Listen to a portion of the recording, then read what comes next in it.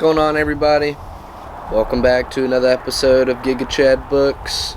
I am your host, GigaChad Books.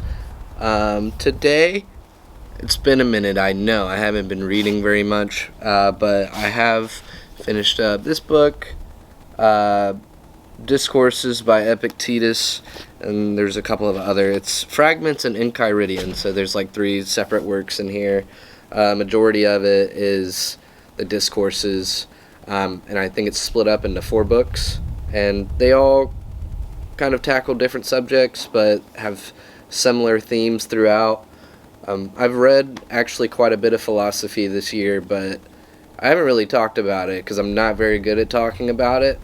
I feel like philosophy is really great to just read, kind of take in the information and then just do with it as you please, rather than like, I can't recite anything from any one of these books that I have read, but I do know and I have noticed that like I have been able to take this stuff that I have read from them and I've learned from it and been able to apply it to my own life and to make changes where it's really necessary. This was a recommendation from PewDiePie, but then it was also a recommendation from Davey Baby once more. Go watch him on YouTube. He doesn't make many videos, but when he does, they're pretty fun.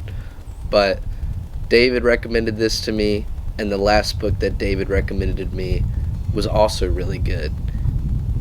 And this one is great. So he's 2 for 2. So he's doing well. This is a super great philosophical work. I think that it might be my favorite, honestly.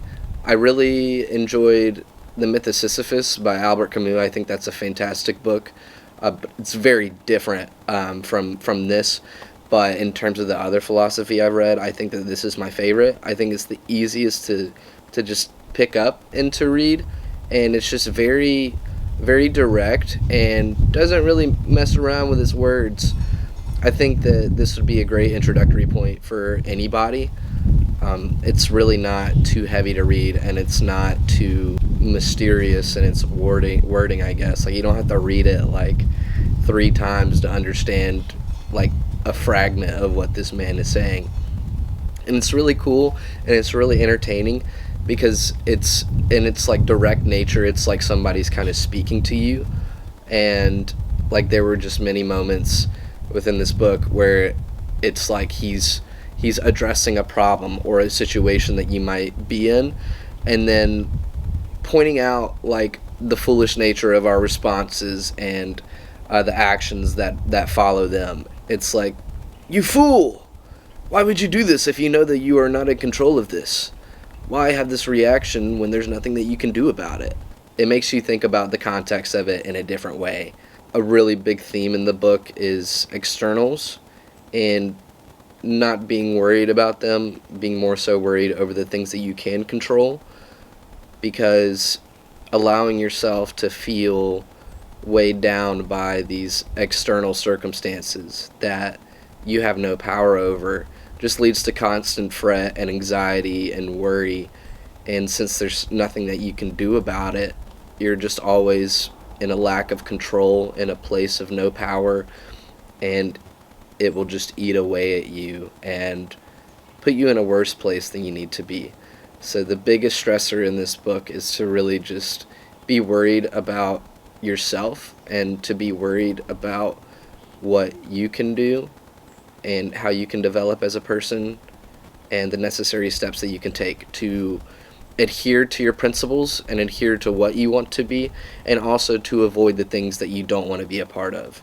There are some things that we simply cannot avoid, like death and sickness and people leaving, and we shouldn't necessarily shy away from that. Since they are inevitable, we should just take them up as we can and say, this is something that cannot be changed and cannot be altered, so therefore I will let it happen and I will take it up as bravely as I can. And I think that it's so sick.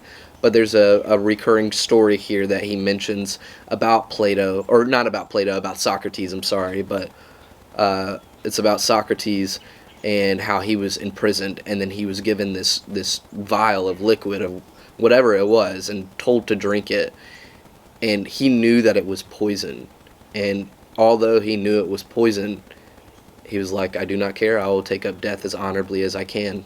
And then he drinks it, knowing that it's going to kill him, and then he dies. And he doesn't allow himself to be controlled by this external factor of death. Like, he doesn't allow it to possess him and bring him to a lower place, a less honorable state. So he just takes it up with open arms and does his duty. And it's really cool. It's really cool. It's just very, very valiant and very just much sticking to the person that you are. Because I think that there is a huge problem now. Like, I mean, even just with myself, it's like you feel these ways about certain things, but when you're like being stared in the face by death or something that is unappealing, then you just do not stand on your business whatsoever. I mean, it happens to the best of us. I'm not calling anybody bad, but you know, it would be sick if like we could be a little bit stronger and be a little bit more valiant and take up these things with more honor. So I think that I learned a lot from this book. I think that you will too. I think it's super sick. Definitely, if you want to read philosophy, I definitely suggest this. I think that it's great, and I think that it's great to just read it as you can, to not make yourself like read it as quickly as possible.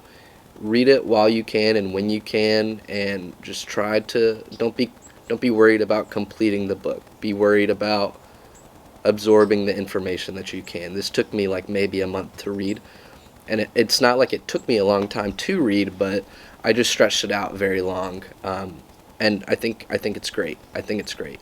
Discourses by Epictetus, fantastic shit. So yeah, I hope that you guys have a great rest of y'all's day. I'm very happy to have gotten to talk about another book. It's been quite a minute.